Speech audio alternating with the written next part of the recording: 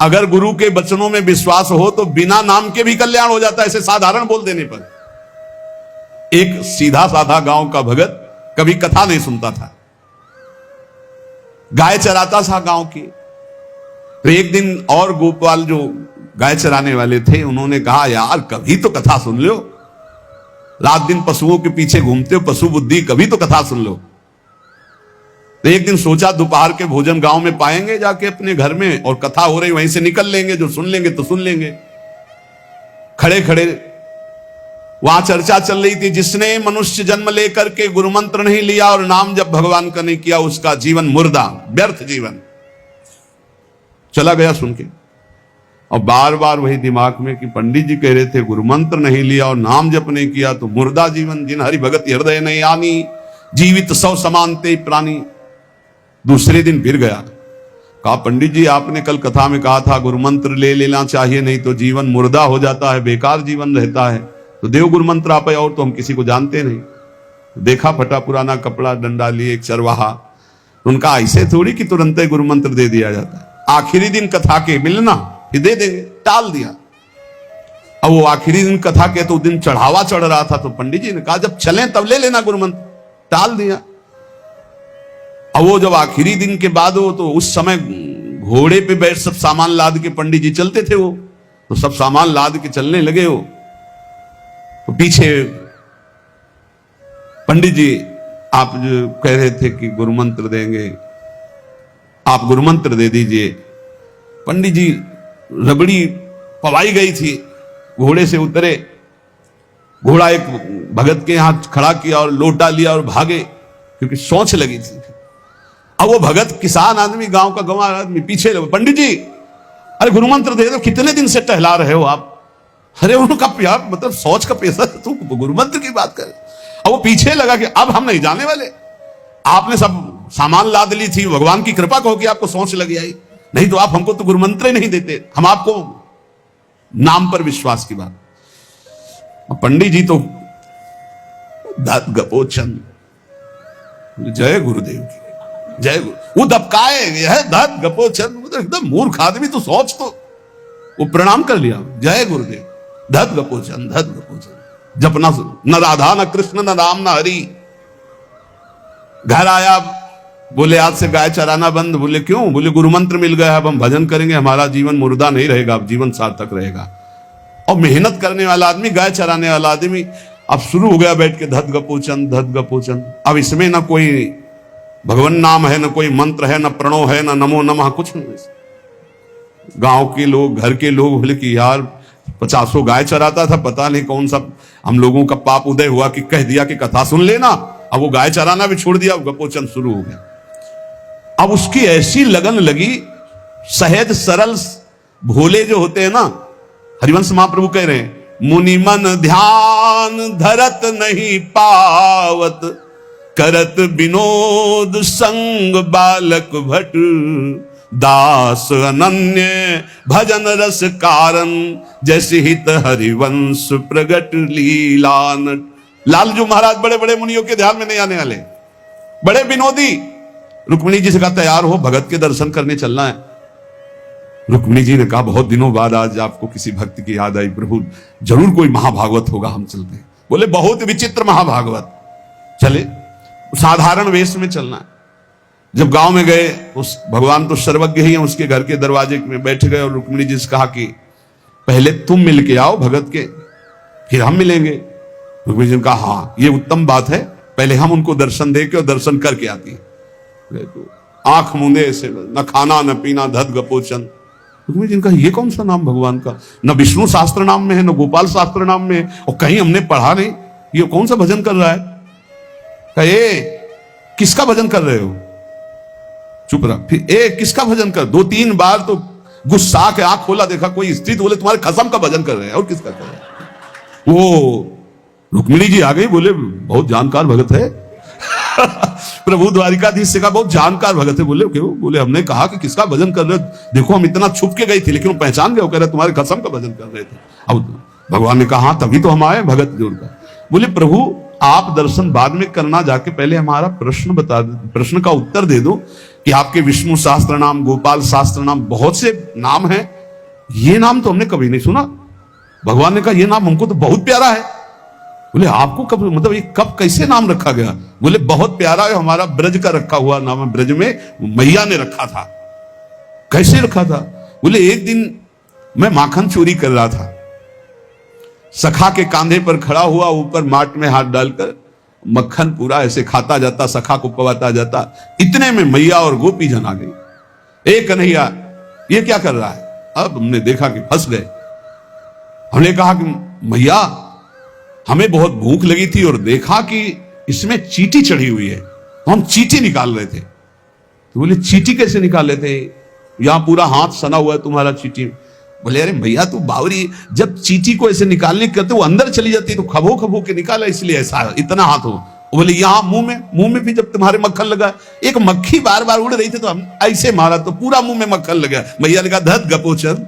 बोले ये उस समय का नाम रखा हुआ है, मेरा बाल गोविंद में जब मैया ने रखा था मक्खन चोरी के समय उस। अब आप विचार करके देखो, भगवान का साक्षात्कार गुरु वचनों पर विश्वास होने पर साधारण शब्द बोला तो भगवान तो सर्वलोक महेश्वर सर्वज्ञ, उनके सब अक्षर, जैसे हर अक्षर में आ विराजमान है, का खा गा घा आ, ऐसे ही सब अक्षरों में ब्रह्म विराजमान है।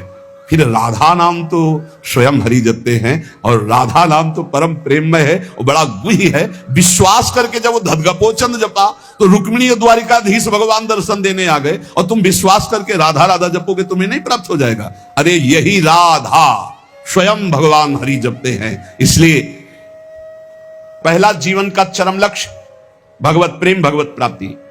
दूसरा, हमारी बुद्धि केवल विचार करे तो श्यामा श्याम के ही विषय में, किसी व्यक्ति वस्तु स्थान का अगर हमारा चिंतन हो रहा, संबंध हो रहा, तो श्यामा श्याम के संबंध से हो।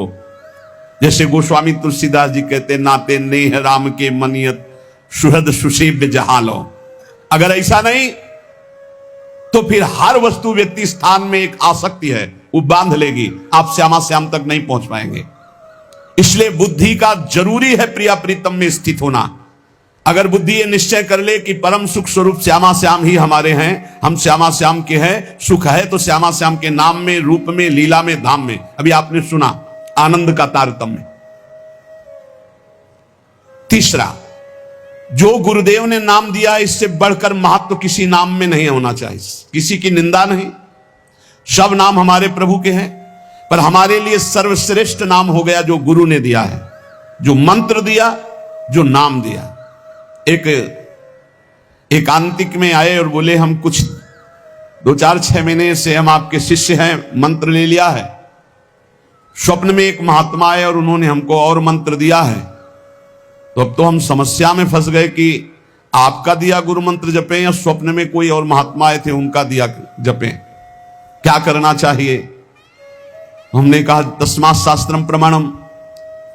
जब सप्तऋषि जी आए, स्वप्न में नहीं, सीधे साक्षात आए पार्वती जी के पास और कहा ये किसके लिए तपस्या कर रहे हो? महादेव जी के लिए। महादेव जी में क्या है, चलो हम तुम्हें भगवान नारायण को पति रूप में, भगवान विष्णु वैकुंठाधिपति, अपार वैभव, उनको। तो जो माता जी ने बात कही पार्वती मैया ने, वही बात पकड़नी है। उन्होंने कहा तजऊ न नारद कर उपदेशु, आप कहें सतबार महेशु।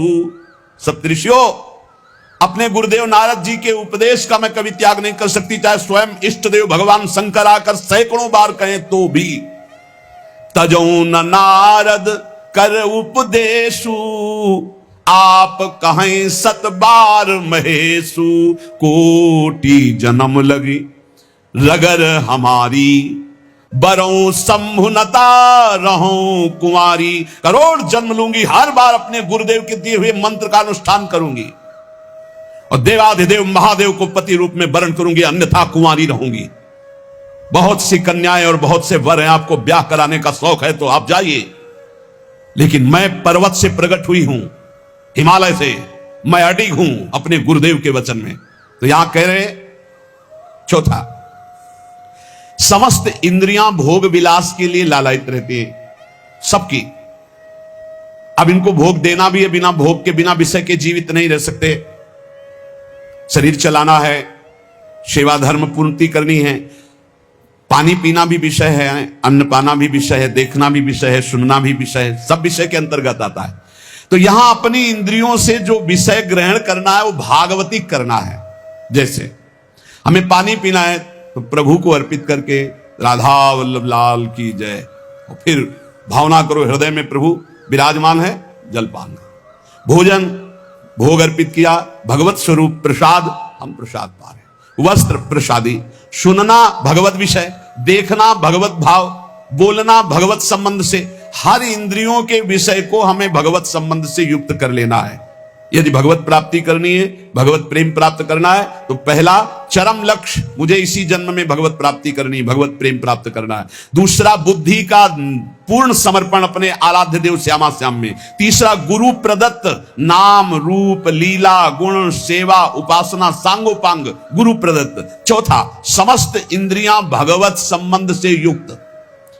पांचवा जीव का चिंतन, प्रत्येक क्षण पदार्थ, व्यक्ति, परिस्थिति, विचार भोगों के, क्रियाओं के, संबंधियों के, जहां जहां जाए वहां से हटाकर अपने लक्ष्य श्यामा श्याम में लगाओ, या जहां जहां जाए वहां प्रिया प्रीतम की भावना करो। जीवन का प्रत्येक पल किसी व्यक्ति के विचार में, वस्तु के विचार में, स्थान के विचार में, भोग विचार में, जहां जहां जाए वहां से हटाकर श्यामा श्याम में लगाओ, या जहां जहां जाए वहां श्यामा श्याम को देखो। छठवां, चित्त की एक एक वृत्ति से तुम्हारे आराध्य देव कभी हटने ना पावे। बड़ी उत्तम स्थिति होती है उस उपासक की, एक एक वृत्ति भगवदाकार करनी है। जैसे समुद्र में करोड़ों तरंगे, ऐसे चित्त में लाखों करोड़ों वृत्तियां, हर वृत्ति भगवदाकार गोपी जनों की थी।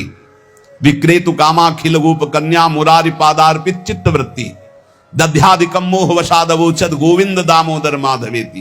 कैसी स्थिति? बोले बेचने जा रहे हैं दही, पर चित्त की वृत्ति में गोविंद बसे, मुरारी बसे, तो वो कैसे पुकार रही? कोई गोविंद ले ले, कोई दामोदर ले ले, कोई माधव ले ले। तो ब्रजवासी जन कहते हैं बाबरी क्या बेच रही? तब शुद्ध आती है, अच्छा नहीं तो बोल रही कोई गोविंद ले ले, कोई दामोदर ले ले, कोई माधव ले ले। विक्रेत कामा खिल गोप कन्या मुरारी पादार्पित चित्तवृत्ति दध्यादिकम, बेचना है दही और बोल रही कोई गोविंद ले ले, दामोदर ले ले, माधव ले ले। चित्त की एक एक वृत्ति श्यामा श्याम में अर्पित। सातवां, कहीं भी आसक्ति न हो, सारी की सारी आसक्ति, सारी की सारी ममता केवल एक युगल सरकार में। बहुत सुख मिलता है, अपार सुख मिलता है। जिससे प्यार होता है, अपनापन होता है, उसकी बात सुनने में सुख मिलता है। अरे वो दिशा अच्छी लगती है, वो दिशा अच्छी लगती है। जिधर अपना प्यारा बसता है ना, वो दिशा अच्छी लगती है। उधर से आई हुई वायु ऐसा लगता है प्यारे का आलिंगन हो रहा है, अभी वो प्रेम जागृत नहीं हुआ। इसलिए उस एरिया को कोई आ जाए, अच्छा आप उधर से आए, जहां अपना प्यारा बसता है उस क्षेत्र का कोई आ जाए तो ऐसा लगता है प्यारा मिल गया। उधर की वायु आ जाए तो प्यारा है। जहां प्रीतम जी देश की प्यारी लागे पौर, जिधर प्रीतम बसते उधर से यत्या कदापि वसनांचल खेलनोत, जिधर हमारी प्यारी जो प्यारे जी, नाम में अपार सुख तब अनुभव आएगा जब आसक्ति हो जाएगी। अभी आसक्ति अन्यत्र है, नाम में आसक्ति तो है नहीं। तो एक उपासक कि मुझे नाम जपने में श्रद्धा नहीं हो रही, बिल्कुल ना हो, आप चिंता मत करो। भाव शब्द समझिए, कुभाव अनख आलसहु नाम जपत मंगल दिशि दसहु। भाव से जपो, कुभाव से जपो, मन लगे या ना लगे तुम्हें फल मिलेगा, पक्का मिलेगा, मंगल दसों दिशाओं में होगा। विश्वास करके जपो तो, और एक दिन जब स्वाद लग जाएगा तब आप भी ऐसे ही बोलोगे जैसे बड़े बड़े संत महापुरुष बोलते हैं, नाम जीवन, नाम सर्वस्व, नाम ही हमारा प्राण धन। आठवां, जीवन में राग द्वेष न रह जाए।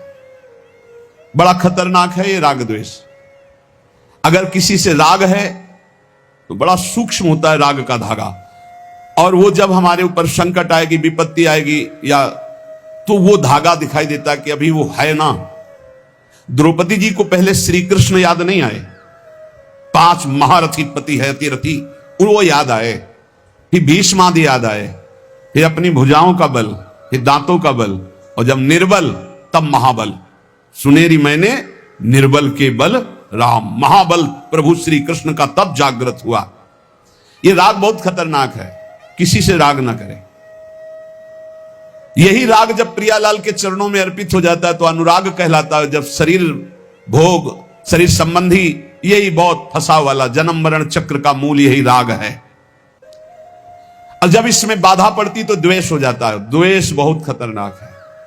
भजन कर रहे हैं, कई वर्ष पहले किसी ने कुछ कहा, याद आ गया और जलने लगा हृदय, उसकी पूरी सामने झांकी है, भजन कर रहे हैं प्रभु का और झांकी है उस द्वेष जिससे हुआ है और हृदय जलने लगा। या कभी वो सामने पड़ गया तो देखकर जल, द्वेष ना होने पावे अजात शत्रु ते सदा, भक्त अजात शत्रु होता है, एक भी पूरा सृष्टि में शत्रु ना होने पावे। नवा, प्रत्येक परिस्थिति में अपने आराध्य देव के द्वारा दिया गया मंगल विधान है ऐसा मानना। एक बार हमने सुना था, उस समय किडनी का रोग प्रकाशित नहीं हुआ था, कि असाध्य रोग भगवान की विशेष कृपा से प्राप्त होता है। तो साधन पर उस समय जोर था, तो डर लगा कि असाध्य रोग कृपा कैसे हो सकती है, ना साधन में बैठ सकते हैं, पीड़ा रहती होगी तो भजन भी नहीं हो सकता, तो ये कृपा कैसे हो सकती है असाध्य रोग। लेकिन सच्ची आपसे कहते हैं, साधना हो रही थी भगवत मार्ग में जैसा कुछ, लेकिन शरणागति में कमी थी, क्योंकि साधन पक्ष में विश्वास बहुत जोर का था। शास्त्र प्रमाणित साधन के बल से भगवत प्राप्ति पर विश्वास हमें था। कृपा शब्द का हमारा कोई परिचय नहीं था, कृपा शब्द से हमारा कोई परिचय नहीं था। पक्का समझ लीजिए, क्या कृपा शब्द, ये तो शब्द ही नहीं था, बस साधन शब्द से परिचय था। अपनी इंद्रियों को बस में करो, मन का निग्रह करो और भगवान का निरंतर भजन करके परम पद प्राप्त करो। हर समय अपने साधन में लगे रहो। जब किडनी फेल हुई, साधन शब्द हटा, अब हाहाकार मच गया अहंकार में। अब क्या, फिर जो अहंकार शरणागत हुआ, फिर बात बन गई, जो करोड़ों जन्मों की साधना से नहीं बनती, वो इस असाध्य रोग ने काम बना दिया। कह रहे हैं कि प्रत्येक परिस्थिति में पूर्ण कृपा, पूर्ण मंगल विधान देखना, ये नवा सूत्र है। जैसी भी परिस्थिति आवे, चाहे जितना विकराल रूप लेकर के आ जाए परिस्थिति, कृपा ही कृपा, कृपा ही कृपा, सच्ची मानना, परिणाम में देखना बड़ा मंगल और बड़ी कृपा होगी। 10वां, प्रेम प्राप्ति के मार्ग के पथिक का जीवन बड़ा विनयमय, बड़ा विनम्र, बड़ा संयमी, सदाचारपूर्ण, त्यागमय और शांत सुख स्वरूप। प्रेमी महात्मा का ये स्वरूप, बड़ा विनम्र जीवन, बड़ा विनयमय जीवन, बड़ा संयमित जीवन, सदाचारपूर्ण और त्याग रूप। त्याग की चेष्टा नहीं, वो त्याग रूप ही है। प्रभु के सिवा उसे कुछ अच्छा नहीं लगता। कुटुंब देहते जाए छूटी सब ही विधि ना तो। और अद्भुत शांति, अद्भुत शांति, कोई भी द्वंद आ जाए उसे अशांत नहीं कर सकता। 11वां, श्री राधा माधव के नित्य नूतन परमानंद प्रदान करने वाले